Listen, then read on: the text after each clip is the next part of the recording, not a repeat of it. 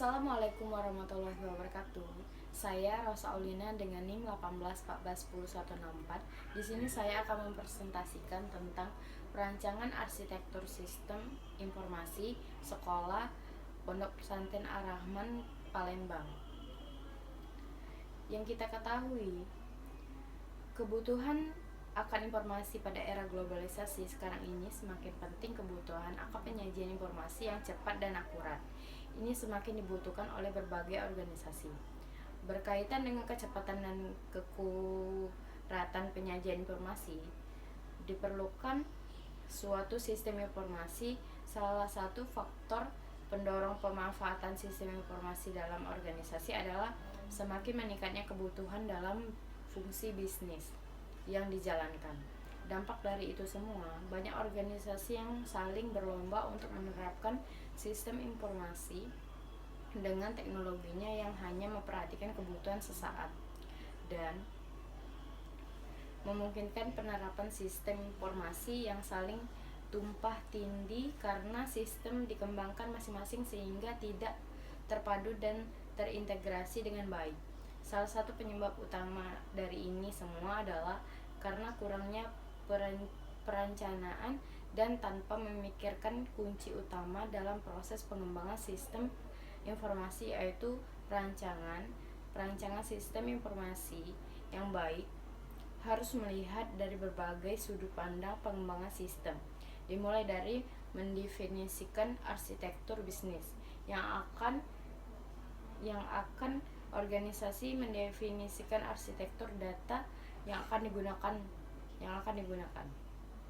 mendefinisikan arsitektur aplikasi yang akan dibangun, serta mendefinisikan arsitektur teknologi yang mendukung jalannya semua informasi tersebut. Dan selanjutnya, The Open Group Architecture Framework (TOGAF) adalah sebuah framework yang banyak digunakan pada berbagai bidang seperti perbankan, industri, manufaktur, dan juga pendidikan. TOGAF ini digunakan untuk mengembangkan enterprise architecture, di mana terdapat metode dan tools yang detail. Untuk mengimplementasikan hal ini, yang membedakan dengan framework enterprise architecture ini misalnya framework Zatman.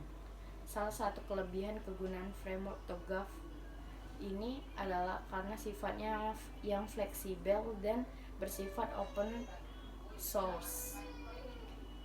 Identifikasi masalah dengan melihat latar belakang di atas, maka dapat didefinisikan beberapa masalah yang perlu diperhatikan, yaitu yang pertama, bagaimana menyusun sebuah blueprint atau gambaran rencana secara jelas untuk menggunakan informasi dalam mendukung aktivitas bisnis di Pondok Pesantren Ar-Rahman.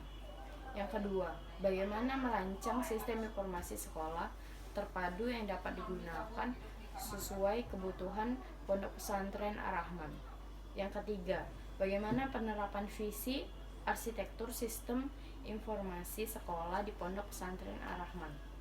Yang keempat, bagaimana merancang arsitektur bisnis, arsitektur sistem informasi, dan arsitektur teknologi di Pondok Pesantren Ar-Rahman. Yang kelima, bagaimana peluang dan solusi serta rencana migrasi sistem informasi di sekolah Pondok Pesantren Ar-Rahman. Tujuan penelitian diperlukan agar dapat menyusun tesis ini dapat terukur dan terperinci sesuai dengan kebutuhan. Adapun tujuan dan peneliti ini sebagai berikut. Yang pertama, merancang arsitektur sistem informasi sekolah yang sesuai dengan kebutuhan dan tujuan strategi Pondok Pesantren Ar-Rahman. Yang kedua, dengan adanya arsitektur sistem informasi, sekolah ini dapat menyajikan informasi yang dibutuhkan oleh berbagai pihak dengan lebih cepat dan akurat. Yang ketiga, dapat membantu dalam proses integrasi sistem informasi yang sudah ada dan dapat mendukung sistem informasi sekolah sehingga suatu sistem yang terintegrasi secara menyeluruh. Konsep dasar sistem informasi terdapat berbagai macam, seperti sistem informasi menurut beberapa ahli, di antaranya sebagai berikut. Yang pertama, sistem informasi adalah suatu sistem di dalam suatu organisasi yang mempertemukan kebutuhan dan pengelolaan transaksi harian yang mendukung fungsi operasi organisasi yang bersifat manajerial dengan kegiatan strategi dari sesuatu organisasi untuk dapat menyediakan kepada pihak luar atau laporan-laporan yang diperlukan. Yang kedua, sistem informasi didefinisikan sebagai suatu sistem yang dibuat oleh manusia yang terdiri dari komponen-komponen dalam organisasi untuk menyajikan informasi. Arsitektur enterprise dapat didefinisikan sebagai sebuah blueprint yang menjelaskan bagaimana sebuah elemen TI dan manajemen bekerja sama dalam suatu kesatuan, memberi gambaran eksplisit mengenai hubungan antara proses manajemen dengan TI yang sekarang dan yang diharapkan.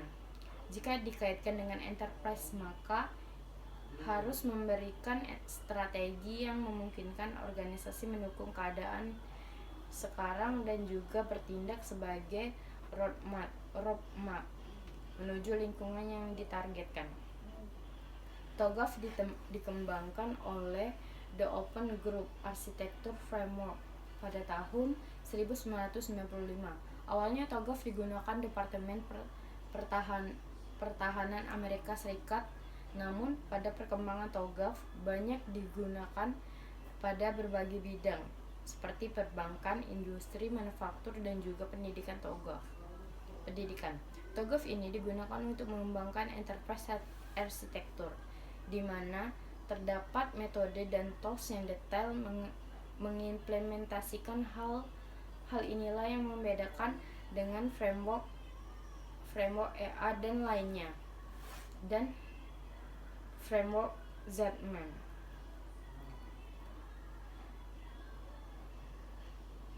Aktivitas utama dalam semua hal yang membuat perusahaan memenuhi peranan dan value chain industri dan membangun kepuasan terhadap pelanggan sebagai pihak yang melihat secara langsung pengaruh dari seberapa baik aktivitas tersebut dilakukan. Yang kedua, aktivitas pendukung adalah semua hal yang penting untuk mengawasi dan membangun bisnis sepanjang waktu dan secara tidak langsung menambah nilai. Metode penelitian. Tahapan pengembangan arsitektur yang dilakukan sebagai berikut.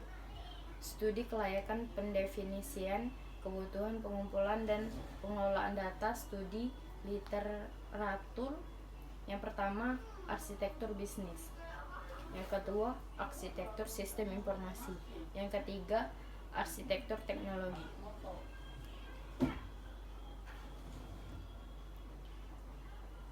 Tahapan TOGAF ADM. Tahapan TOGAF ADM dengan rincian sebagai berikut. Yang pertama, tahapan persiapan. Adapun persiapan yang dilakukan adalah berkaitan dengan ruang lingkup EA yang dikembangkan. Yang kedua, visi arsitektur menciptakan keseragaman pandangan mengenai pentingnya arsitektur suatu sistem informasi untuk mempunyai tujuan organisasi yang dirumuskan dalam bentuk strategi serta menentukan lingkup dari arsitektur yang dikembangkan. Yang ketiga, arsitektur bisnis mendefinisikan kondisi awal arsitektur bisnis, menentukan model bisnis atau aktivitas bisnis yang diinginkan berdasarkan skenario bisnis. Yang keempat, arsitektur sistem informasi pada tahap ini lebih menekankan pada aktivitas bagaimana arsitektur sistem informasi dikembangkan. Yang kelima, arsitektur teknologi membangun arsitektur teknologi yang diinginkan. Dimulai dari penentuan jenis kandidat teknologi yang diperlukan yang meliputi perangkat lunak dan perangkat keras. Yang keenam, peluang dan solusi pada tahap ini lebih menekankan pada manfaat yang diperoleh dari perancangan arsitektur yang meliputi arsitektur bisnis, arsitektur data, arsitektur aplikasi dan arsitektur teknologi, sehingga menjadi dasar stakeholder untuk memilih dan menentukan arsitektur yang akan diimplementasikan. Yang terakhir, rencana migrasi menyusun urutan proyek-proyek berdasarkan prioritas tersebut. Asesmen ketergantungan biaya manfaat dari proyek migrasi. Urutan prioritas akan menjadi dasar implementasi proyek. Perancangan arsitektur. Tahapan persiapan langkah-langkah dan tahapan persiapan adalah lingkup enterprise, konfirmasi pemerintah, dan dukungan framework untuk menentukan tim arsitektur, menentukan framework arsitektur. Tahapan atau visi arsitektur. Langkah-langkah dalam visi arsitektur. Yang pertama, aktivitas utama. Yang kedua, aktivitas pendukung.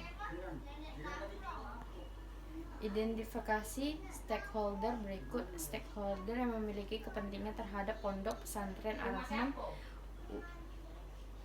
Yang pertama, sekolah, yang terdiri dari kepala sekolah, guru, murid, dan tata usaha. Yang kedua, pemerintah, berdiri dari wali kota, dinas pendidikan, pengawas, dan pengawas. Yang ketiga, masyarakat, terdiri dari orang tua murid, pengamatan lembaga swadaya masyarakat LSM, perusahaan.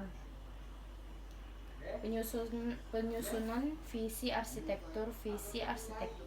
Sistem informasi sekolah pada pondok pesantren Ar-Rahman adalah sebagai berikut. Mengembangkan sistem informasi sekolah yang terpadu dan terintegrasi dengan baik, dan menggunakan informasi yang mendukung aktivitas bisnis di pondok pesantren Ar-Rahman. Tahap-tahapnya. Arsitektur bisnis yang akan diuraikan dalam testis ini meliputi menentukan stakeholder pendidikan, proses bisnis, organisasi dan bagan hierarki fungsi. Berikut urutan proses bisnis pondok pesantren Ar-Rahman adalah sebagai berikut. Yang pertama, aktivitas utama, penerimaan peserta didik baru, perencanaan strategi, pembentukan panitia, penerapan kebijakan anggaran, standarisasi seleksi masuk, penjadwalan. Yang kedua, promosi, riset pasar, strategi promosi, pelaporan dan evaluasi kegiatan promosi. Yang ketiga, seleksi penerimaan, penerapan sistem seleksi penerimaan, penyusunan materi ujian seleksi, penerima pendaftaran, pelaksanaan seleksi, pengelola hasil ujian, pengelola seleksi daftar ulangan. Yang keempat, melaksanakan masa orientasi peserta didik. Yang kelima, pelaporan dan evaluasi. Proses belajar mengajar ruang lingkup.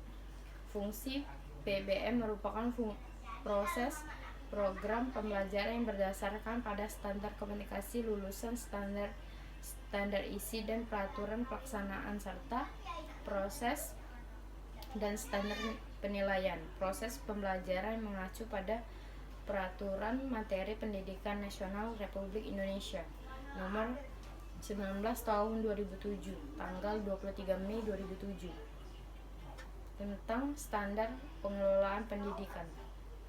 Aktivitas utama dari fungsi PBM adalah sebagai berikut. Yang pertama, merancangan operasi akademik, pengembangan kurikulum tingkat satuan pendidikan, penyusunan kalender akademik, program pembelajaran, penjadwalan mata pelajaran, penjadwalan piket harian, pengelolaan kartu tanda siswa. Aktivitas ini merupakan aktivitas terakhir dari proses pembelajaran mengajar. Yang pertama, menerapkan syarat kelulusan. Yang kedua, pembuatan ijazah. Yang ketiga, pengelolaan perpisahan. perencanaan dan kebijakan perpisahan, membentuk panitia perpisahan, penetapan anggaran perpisahan, pelaksanaan perpisahan, pelaporan dan evaluasi kegiatan, pelacakan alumni, aktivitas pendukung, manajemen tata usaha ruang lingkup yang terbentuk dari beberapa layanan kepada semua komponen sekolah, manajemen sarana pemasaran, pusat komputer dan bahasa, manajemen keuangan. Itulah yang dapat saya sampaikan. Lebih dan kurang saya mohon maaf. Kepada Allah saya mohon ampun. Wabillahi taufiq wal hidayah. Wassalamualaikum warahmatullahi wabarakatuh.